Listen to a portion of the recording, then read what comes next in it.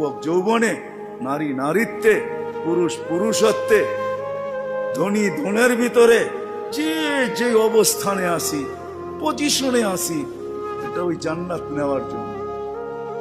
নাইলে পস্তাইতে হবে, সওয়া যাবে না, এটাই সত্য। এক এক দুযোগীর এক একটা দাঁত হবে 10 কিলোমিটার চওড়া, উপরের মারিটা হবে 160 কিলোমিটার, বসতে জায়গা লাগবে 470 কিলোমিটার। ওই পাহাড় আমি 4 বার এই 2 চোখে দেখছি, ইয়ামানে জাবালে বাইদা, যেটার সমান এক একটা রান হবে। সইতে পারবে না। তোমাকে মুসলমানের ঘরে অস্তিত্ব দিছেন এই জন্য না, তোমাকে মুসলমানের ঘরে অস্তিত্ব দিছে যুবক এই জন্য যে তুমি যৌবন দিয়েই আল্লাহর কাছ থেকে জান্নাত নিয়ে নিবে। পরের সময়টা যেটা থাকবে ওটা শুধু বোনাস থাকবে।